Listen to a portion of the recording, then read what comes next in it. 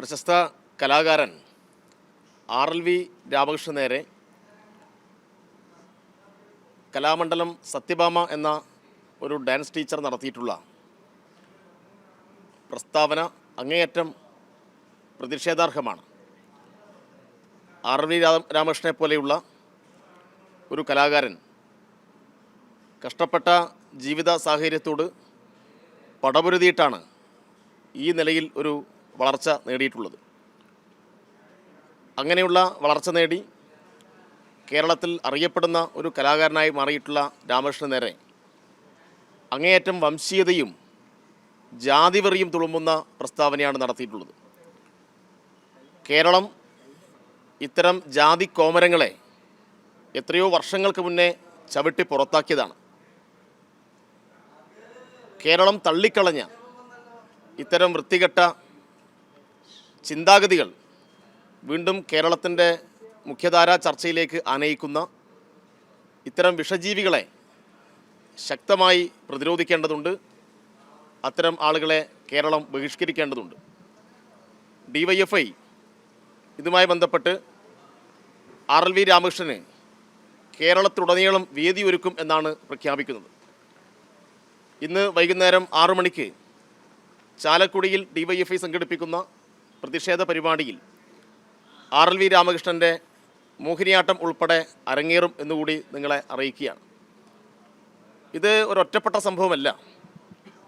നമ്മൾ മനസ്സിലാക്കേണ്ടത് രാജ്യത്ത് ശക്തിപ്പെടുന്ന ഹിന്ദുത്വ രാഷ്ട്രീയത്തിൻ്റെ ആശയങ്ങൾ ഇത്തരം ജാതീയമായ വംശീയമായ പ്രതിലോമ ശക്തികളെ മുന്നോട്ട് നയിക്കുന്നുണ്ട്. കേരളത്തിൽ തന്നെ RSSുമായി ബന്ധപ്പെട്ട് നിൽക്കുന്ന ചില ആളുകൾ നടത്തുന്ന പ്രസ്താവനകൾ നോക്കിയാൽ മതി. കേരളത്തിലെ BJPയുടെ ഒരു സ്ഥാനാർത്ഥി സുരേഷ് ഗോപി, അദ്ദേഹം ജനങ്ങളെ പ്രജ എന്നാണ് ഒരു മടിയുമില്ലാതെ വിശേഷിപ്പിക്കുന്നത്. അദ്ദേഹം തന്നെ നേരത്തെ നടത്തിയിട്ടുള്ള ഒരു പ്രസ്താവന, ഇനിയൊരു ജന്മമുണ്ടെങ്കിൽ സവർണ ബ്രാഹ്മണനായി ജനിക്കണം എന്നാണ്.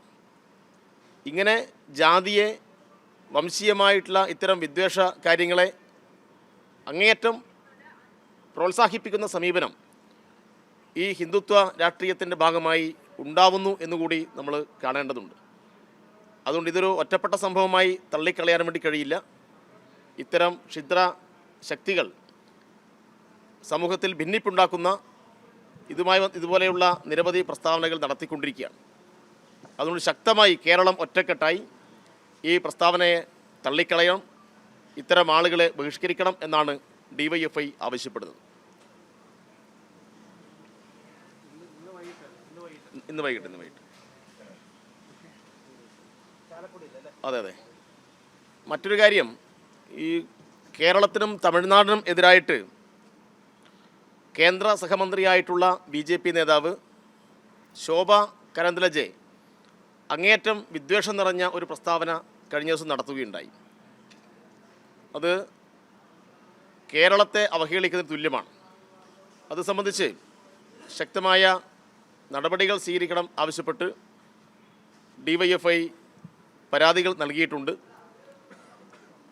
BJP നേതൃത്വം, BJPയുടെ ഉത്തരവാദിത്തപ്പെട്ട കേന്ദ്രമന്ത്രി ഉൾപ്പെടെയുള്ള ആളുകൾ തുടർച്ചയായി കേരളത്തെ ആക്ഷേപിക്കാൻ വേണ്ടി പലതരത്തിലുള്ള വിദ്വേഷം നിറഞ്ഞ പ്രസ്താവനകൾ ഇറക്കുന്നുണ്ട്.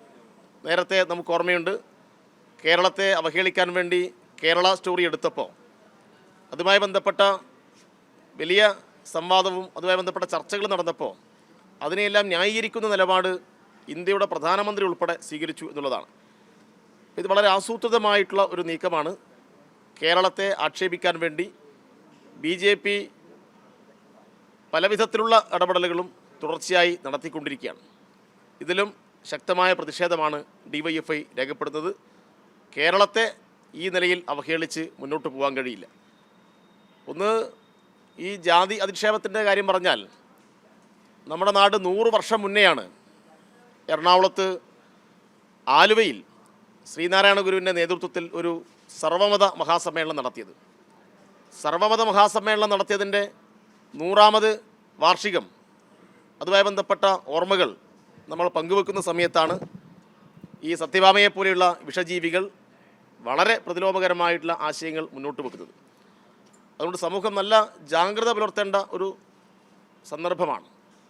ഇങ്ങനെയുള്ള ആളുകളെ ഒറ്റപ്പെടുത്തി ഇങ്ങനെയുള്ള ആളുകൾക്ക് കേരളത്തിൻ്റെ സമൂഹത്തിൽ സ്ഥാനമില്ല എന്ന് പ്രഖ്യാപിക്കാൻ എല്ലാ വിഭാഗം ആളുകളും മുന്നോട്ട് വരണം എന്നുകൂടി ഈ അവസരത്തിൽ സൂചിപ്പിക്കുകയാണ്.